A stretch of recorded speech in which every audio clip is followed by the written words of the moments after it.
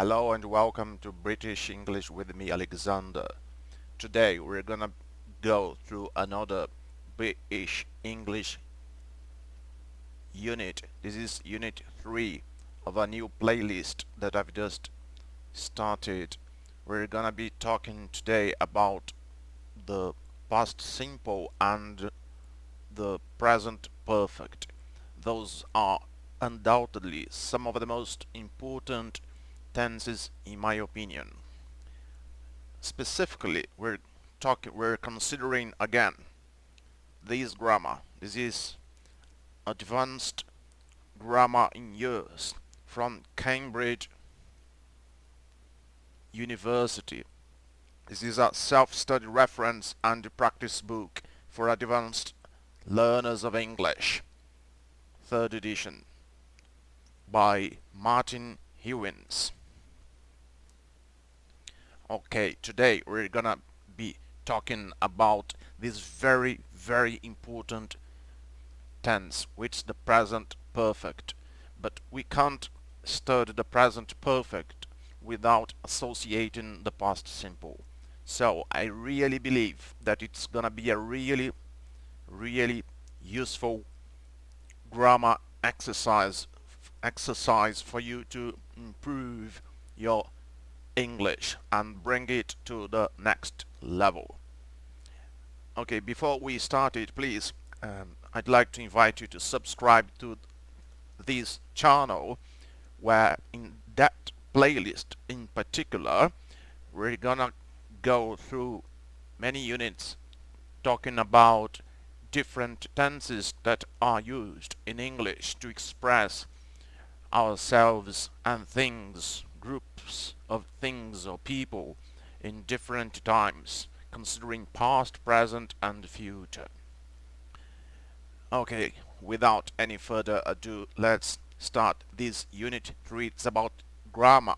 There are some people who think that you don't need to understand grammar to express yourself in English, but in my own experience I should say that it's not appropriate. It's not a convenient thing, because how are you going to express your feelings, your thoughts in English in different times if you don't know how to express your opinions, senses, ideas in different times?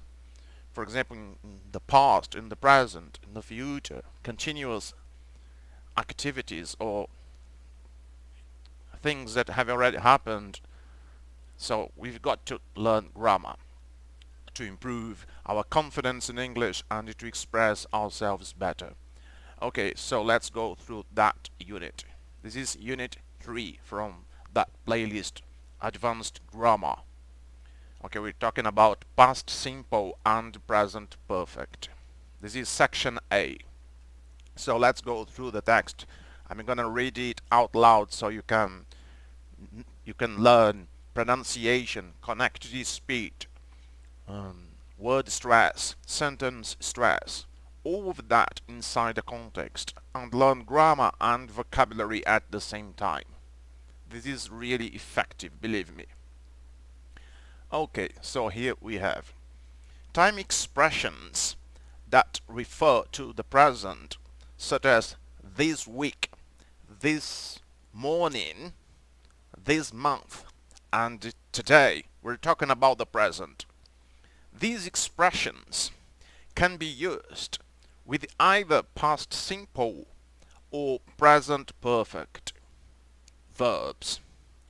If we think of this morning, etc., as a past completed time period, then we use the past simple.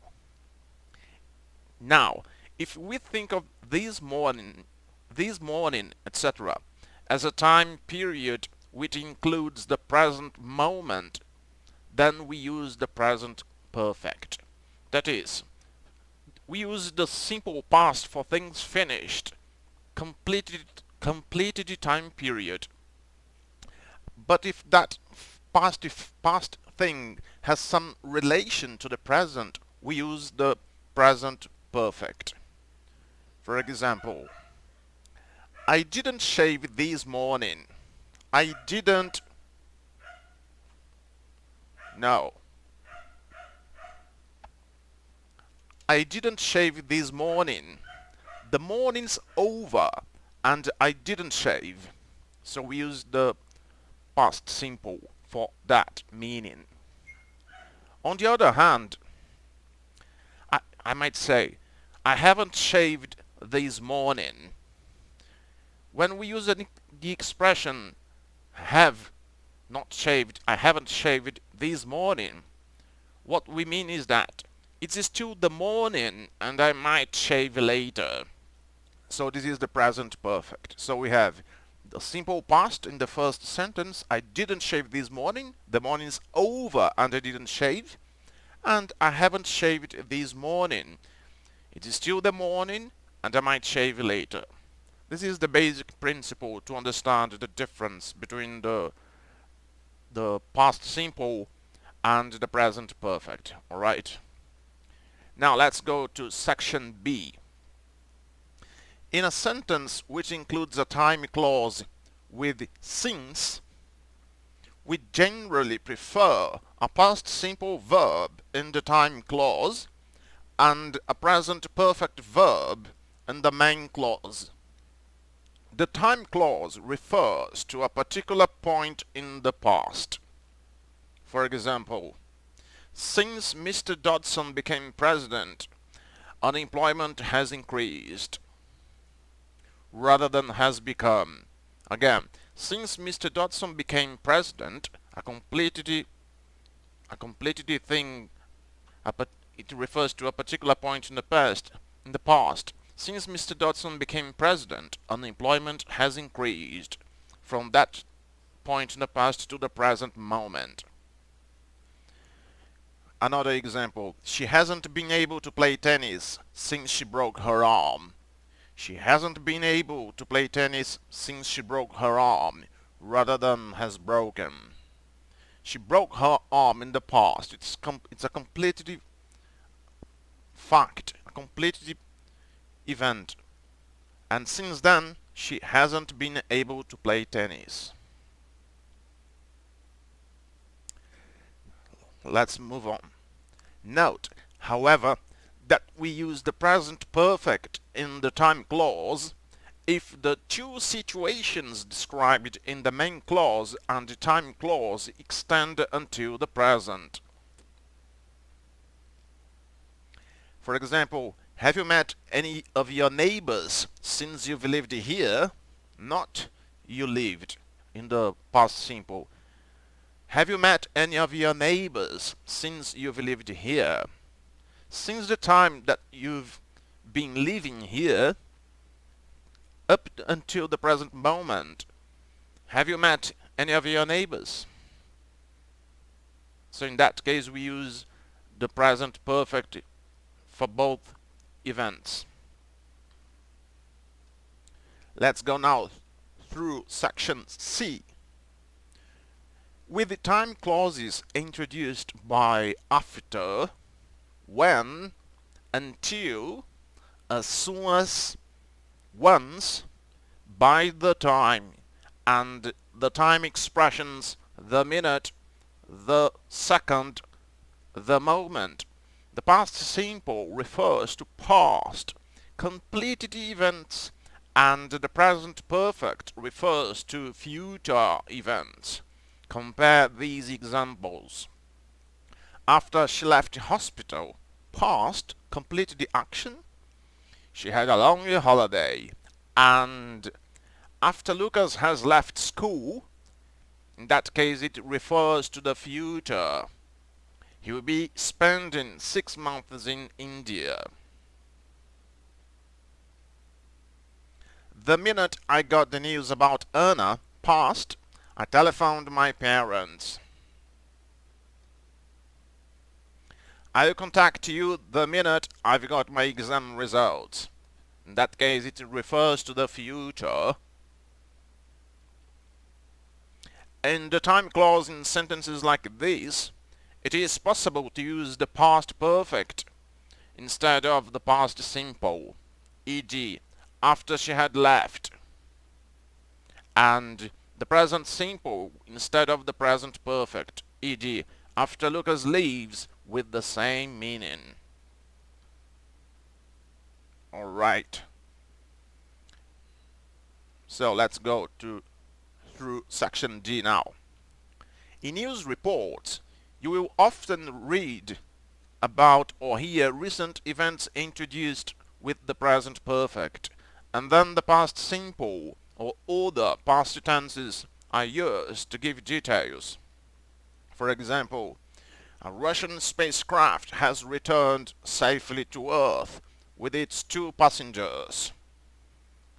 US astronaut Scott Keen and Russian cosmonaut Olga Kalery landed in the early hours of Wednesday. So we use the present perfect to refer to the landing of the Russian spacecraft because it has a relation to the present moment that it's being referred. A Russian spacecraft has returned safely to Earth with its 2 passengers. And we use the verb landed in the past simple to refer to past events that are completed. US astronaut Scott Keen and Russian cosmonaut Olga Kalery landed in the early hours of Wednesday. Another example. An American woman has become the first person to make 2 million contributions to Wikipedia. So we use the present perfect because it has a relation to the present moment. An American woman has become the first person to make 2 million contributions to Wikipedia. Esther Miller began editing the site 80 years ago. Now we use the past simple because we're referring to a fact that started a long time ago and that has not any relation to the present.